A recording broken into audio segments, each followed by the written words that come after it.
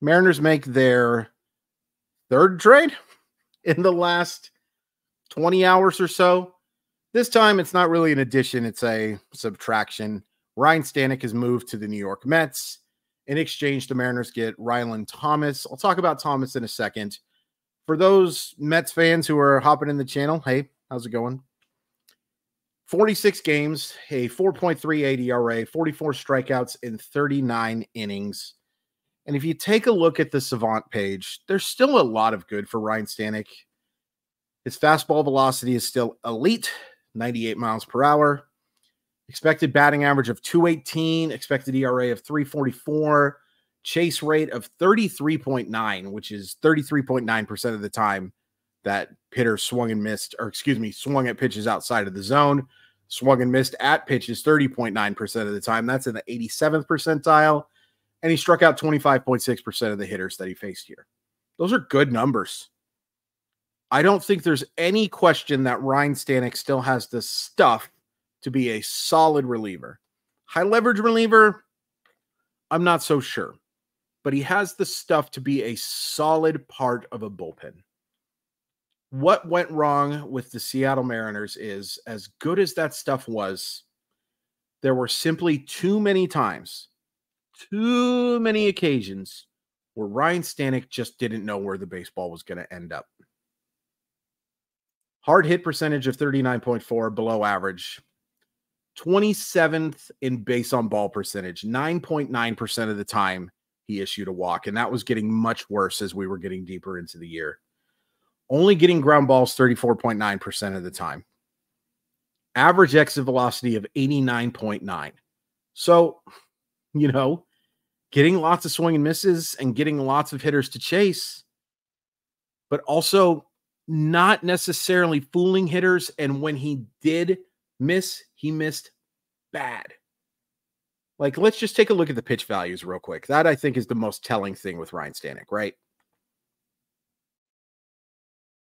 So when Ryne Stanek was at his best, he had one of the very best four-seam fastballs in baseball.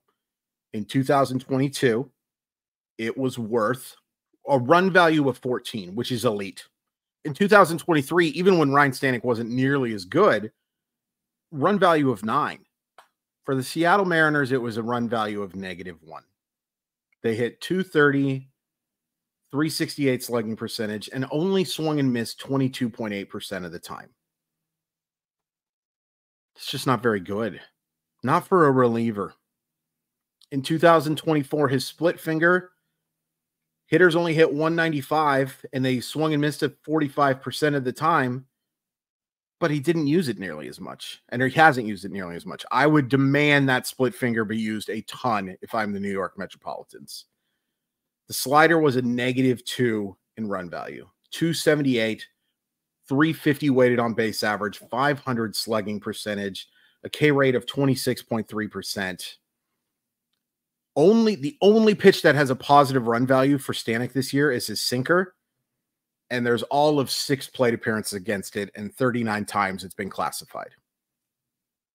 So the reason I'm doing this video is I think some people might be upset to see Ryne Stanek go. I'm not. And it's not anything personal. I just don't think Ryne Stanek's good enough to be used in the situations that the Mariners would be asking him to be worked in. The Mets will hope that they can catch lightning in the bottle and hope that he can be that version that he was in 2022 when he was among the very best pitchers in baseball. I kind of have my doubts just because the command has been so wretched. Okay, Rhylan Thomas, a 11th round pick, I believe. Yep, 11th round pick out of USC, the good one. Sorry, Mike Bauman. I'm talking about Southern California. So far in 2024, 279 at bats, 265, 5 homers, 11 stolen bases. For his MILB career, he's a 291 career hitter and 626 at bats. Wow. 8 homers, 20 stolen bases, a career OPS of 756. It's worth pointing out that he started the year in Double-A Binghamton, 96 plate appearances there, and he hit 323, 376, 406. Since moving to the International League, which is right around double the plate appearances, 96 to 183, not so much success. 235, 286, 377. Has hit all 5 homers for that team. It didn't hit any homers in his 96 at-bats with the Rumble Ponies, which is just a fun thing to say. 4th outfielder. Maybe even not a 4th outfielder. We're talking about the potential for organizational depth. But he is a good athlete. He has a decent approach at the plate. It's not like we're not talking about Ricky Henderson here, obviously, because we're talking about a trade with Ryne Stanek. But, you know, he's a good athlete. He could probably play all 3 outfield positions. Why not? It adds some depth after you move Jonathan Class A for AAA. It's nothing spectacular, but this was really about not having Ryne Stanek on the roster anymore. And, you know, there's probably some financial stuff there involved as well because it's the Seattle Mariners, but I don't have a problem with this deal. Ryne Stanek, thank you for your service. Thank you for your glorious hair. Hope things go better in New York. Please hit like, please hit subscribe, and please watch those other videos that have much more substantive stuff on the Randy Arozarena and the Yimi Garcia trade. Keep calling him Yimi. It's Jimmy. I apologize. We regret the air. Thanks again. Bye. Sorry.